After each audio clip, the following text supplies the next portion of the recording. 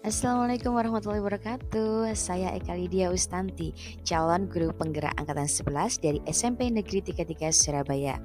Pada video kali ini saya akan membahas atau mempraktikkan segitiga restitusi untuk menyelesaikan masalah di sekolah saya. Segitiga restitusi merupakan proses dialog yang dilakukan oleh guru, bahkan dapat juga dilakukan oleh orang tua agar dapat menghasilkan anak yang berkarakter mandiri, bertanggung jawab, konsekuen, dan berkomitmen untuk menjadi diri yang melaksanakan disiplin positif. Nah, ini adalah bentuk segitiga restitusi. Segitiga restitusi sendiri memiliki 3 tahapan, yaitu yang pertama, menstabilkan identitas. Yang kedua, validasi kebutuhan. Dan yang ketiga, yaitu menanyakan keyakinan. Pada tahap menstabilkan identitas dilaksanakan dengan tahap berdasarkan prinsip membuat kesalahan adalah bagian dari proses pembelajaran yang nantinya akan menggeser identitas gagal ke identitas sukses. Kemudian dilakukan dengan berdasarkan prinsip setiap perilaku merupakan memenuhi suatu kebutuhan tertentu. Nah, selanjutnya di proses atau tahapan validasi kebutuhan, guru akan bergeser dari pemikiran stimulus respon menjadi proaktif sehingga dengan mengenali dan mengakui kebutuhan murid akan memperbaiki hubungan dengan murid. Dan yang ketiga yaitu menanyakan keyakinan. Pada tahap akhir adalah menanyakan keyakinan. Pada tahap ini murid akan diberi pertanyaan-pertanyaan bermakna untuk memunculkan motivasi secara intrinsik sehingga mampu mengaitkan keyakinannya dengan tindakan yang salah. Nah, berikut adalah contoh kasus penerapan segitiga restitusi yang ada di sekolah saya.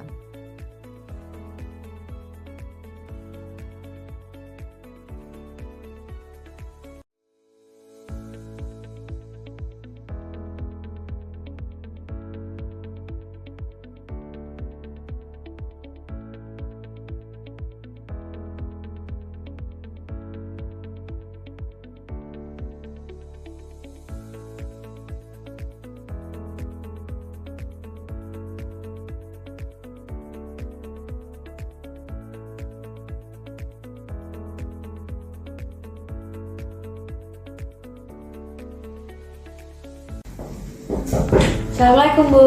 Waalaikumsalam. Masuk nih Mas. Gimana kabarnya hari ini? Baik Bu. Kamu tahu kenapa dipanggil Bu Eka kesini? Tidak Bu.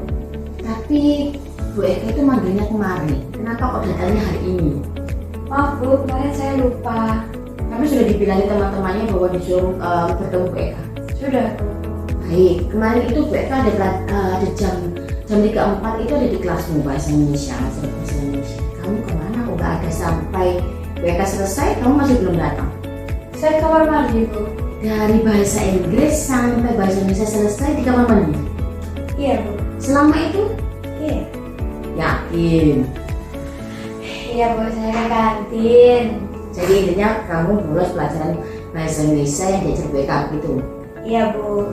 Kira-kira perbuatan kamu bolos itu benar nggak sih Mas? Gak benar Bu. Nggak benar. Kemudian memang setiap orang itu kan punya kesalahan, tidak ada yang sempurna begitu ya. Termasuk mungkin Bu Eka, kamu juga. Tapi Bu Eka di sini itu ingin tahu mencari solusi ya dari perbuatan yang kamu kemarin bolos di pelajarannya Bu Eka. Itu kira-kira ada manfaatnya nggak sih buat kamu bolos pelajaran Bu Eka? Gak ada Bu. Nggak ada. Kemudian Bu Eka ingin tahu kenapa kamu tiba-tiba memutuskan kok nekat bolos di pelajaran bahasa Indonesia, katanya ke kamar mandi tapi ternyata ke kantin. Sebenarnya saya masih takut Bu, belum mengerjakan tugas kemarin yang nulis tes deskripsi. Sedangkan teman-teman lain sudah pada ngerjain. Jadi saya memutuskan untuk bolos saja Bu. Kalau bolos di pelajaran bahasa Indonesia memilih ke kantin, apa itu termasuk solusi yang paling tepat menurut kamu? Enggak Bu. Enggak. Kemudian gini ya nih Mas, Bu Eka itu sayang sekali, kamu itu kan salah satu siswa yang berprestasi di 9 negeri. Tapi memutuskan bolos pelajaran bahasa Indonesia hanya gara-gara tidak mengerjakan tugas kemarin begitu. Kira-kira Bu Eka ingin tahu alasan kamu, latar belakang kamu kenapa kok seorang Nimas ya, siswa yang berprestasi itu bisa sampai lupa mengerjakan tugas gitu. Bagaimana Nimas? Kemarin setelah pulang sekolah saya latihan ekstrakurikuler sampai sore Bu. Pas jam maghrib sampai rumah badan saya tiba-tiba meriang, terus saya ketiduran dan lupa mengerjakan tugas yang mereka beri. Terus akhirnya bolos ya. Kemudian sekarang badannya sudah enak belum? Sudah Bu. Alhamdulillah sudah enak ya.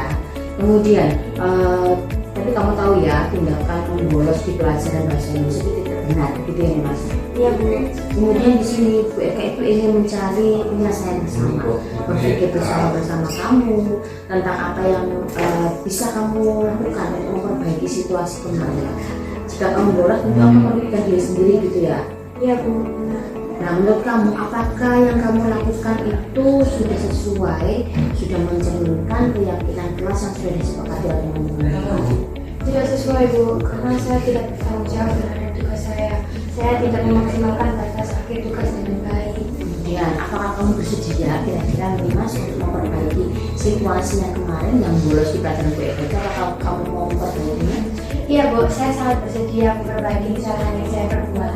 Coba kira-kira kalau kamu ingin memperbaiki itu apa ya, solusi apa yang kamu mau untuk BFK? Saya akan mengerjakan tugas saya kembali. Cuma itu aja? Saya akan minta maaf kepada BK. Coba bagaimana kalau minta maaf dengan tulus? Saya minta maaf ya Bu, karena saya sudah bolos pelajaran BK dan saya tidak mengerjakan tugas yang BK beri. Kemudian Saya berjanji tidak akan mengulanginya lagi, dan saya insya Allah kedepannya saya tidak akan menunda-nunda untuk mengerjakan tugas BK lagi Bu. permintaan maaf kamu kita terima. Kemudian jangan lupa dengan tadi yang sudah kamu sampaikan ya, tugas kedepannya harus sudah lebih giat lagi mengerjakan, tidak ada yang bolong, dan tugas deskripsinya jadi apa lagi? Jadi yang mengerjakan hari ini juga. Bersedia mengerjakan hari ini juga dikumpulkan gitu ya, biar sama dengan teman-teman yang lain. Baik Mas, terima kasih sudah bersedia memperbaiki kesalahan kemarin. Kamu sudah belajar dari kesalahan yang sudah kamu perbuat kemarin, jangan diulangi lagi. Gitu ya, silakan kembali ke kelas gitu. Baik Bu, wassalamualaikum. Waalaikumsalam.